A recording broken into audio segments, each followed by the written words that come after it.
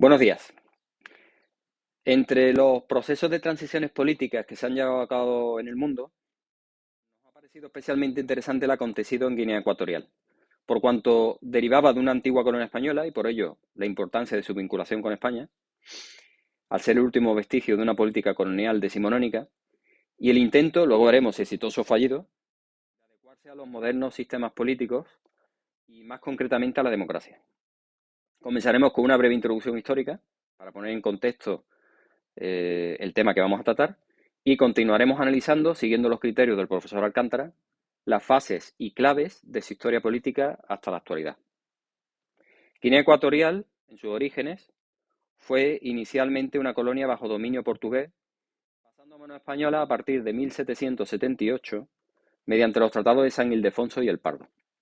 En los años 20 del siglo pasado, durante el reinado de Alfonso XIII, se consolida como la colonia de la Guinea Española, integrando el territorio continental denominado de Río Muni, por el río que lo recorre, y las islas occidentales, siendo Fernando Po la más importante y la capital. En 1959, estos territorios son transformados en provincias españolas, lo cual facilita el otorgamiento a sus habitantes de la nacionalidad española, y además España desarrolla plantaciones de cacao, mejorando la alfabetización, la educación y la sanidad en Guinea. Sin embargo, la presión internacional y el movimiento descolonizador que en ese momento se está llevando entre las antiguas naciones coloniales llevan a que en 1963 se establezca un gobierno autónomo afín al gobierno español, bajo el liderazgo de Bonifacio Ondó Edú como presidente y Francisco Macías como vicepresidente. En 1965, la ONU hizo a España fijar una fecha para la independencia. Dentro del gobierno español en ese momento hay dos corrientes. Una favorable a continuar con el gobierno autónomo bajo control de España, encabezado por Carrero Blanco, y otra corriente favorable a la independencia, en parte para servir de ejemplo a Inglaterra con la esperanza de animar la sede de las colonias de Gibraltar, encabezada por el entonces ministro de Asuntos Exteriores, Fernando María Castilla. En 1968, tras una conferencia constitucional y un referéndum, se aprueba una nueva constitución celebrándose elecciones presidenciales. Francisco Macías Nguema resultó electo como el primer presidente del país, para sorpresa del gobierno español, que apoyaba la candidatura de Bonifacio Ondó, a destacar que fue el territorio continental el que decantó la balanza hacia Macías. Desde ese momento España mantuvo una presencia limitada en el país durante un periodo transitorio, más o menos tolerada por el nuevo presidente, y finalmente, el 12 de octubre de 1968, Guinea Ecuatorial proclamó su independencia con la firma del Acta de Independencia por parte del gobierno español. Este evento marcó el final del dominio colonial y el inicio de una etapa independiente para la nación africana.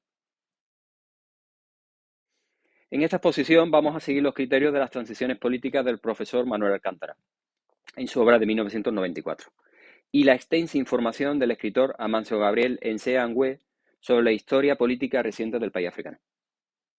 Guinea Ecuatorial hasta 1968 presenta un régimen colonial bajo dominio español caracterizado por un sistema autoritario y extractivo, enfocado principalmente, como colonia, en la explotación de recursos naturales como cacao y café. La administración claramente era centralizada, con escasa participación de la población local en la política.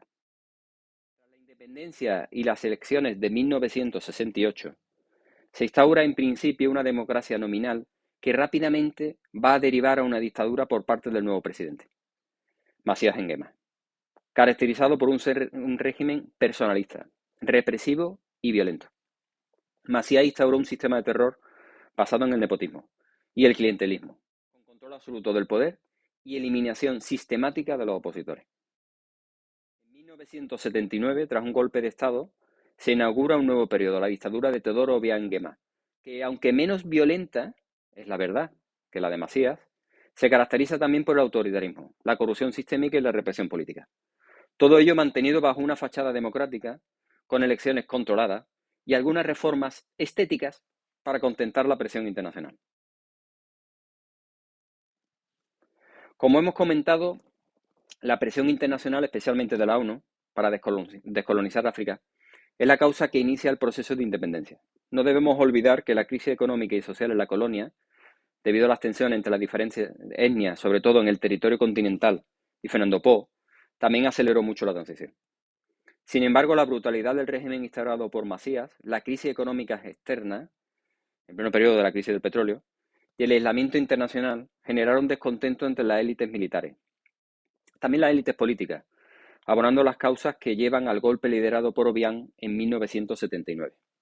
En la actualidad, el régimen de Obiang, bajo este régimen, la corrupción endémica, la desigualdad económica y el agotamiento de los recursos petroleros, que ha mantenido las reservas estables hasta los recientes descubrimientos de nuevos yacimientos por parte de la empresa Exxon, y tensiones étnicas han debilitado el régimen. Además, la sucesión dinástica planificada genera una gran incertidumbre y está acrecentando la oposición interna. Guinea y España, para conseguir la independencia, favorecida también, como hemos comentado antes, por una parte del gobierno español de entonces, negociaron entre sí mediante altos representantes del gobierno y líderes locales que culminaron en un referéndum constitucional y elecciones presidenciales en 1968. No hay que olvidar que el resultado obtenido no fue el deseado por España y realmente fue una sorpresa. La estrategia de Obiang para romper con el régimen de Macías fue utilizar su posición e influencia militar para derrocarlo, consolidando su poder mediante purgas internas y reformas mínimas para dar cierta estabilidad al país. Obiang, con el objetivo de mantenerse en el poder desde 1979, ha hecho uso del aparato militar, ha controlado los recursos naturales mediante empresas dirigidas por miembros de su familia, con asociaciones con empresas multinacionales exteriores, como hemos visto, y ha realizado una manipulación electoral con el objetivo de perpetuar el poder familiar. Las reformas que se han producido han sido reformas cosméticas, con el solo objetivo de buscar apaciguar las presiones internacionales. Como podemos ver, como hemos visto, los regímenes resultantes después de la independencia transicionaron desde el gobierno democráticamente frágil, que rápidamente derivó en dictadura bajo Macías, y el régimen autoritario bajo Obiang, tras el golpe de 1979, caracterizado por la estabilidad relativa pero con grave déficit democrático. En la actualidad, persiste el régimen autoritario de Obiang, con un alto riesgo de transición conflictiva debido a las tensiones internas, la corrupción y el agotamiento económico. En resumen, las transiciones políticas en Guinea Ecuatorial han estado marcadas por continuidades autoritarias, donde las élites han adoptado estrategias para mantener el poder en contextos de crisis estructurales. Estos hechos reflejan las dinámicas y los desafíos a los que se enfrentaron y enfrentan los países para consolidar sus democracias de una forma plena, tras los procesos descolonizadores, casos sobre todo de África Central, o también los regímenes autoritarios que pueden ser tan actuales como son los del caso del norte de África y Oriente Próximo.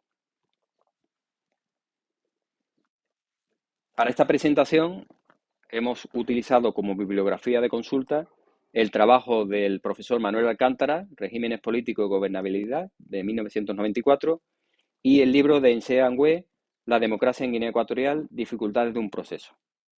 Muchísimas gracias.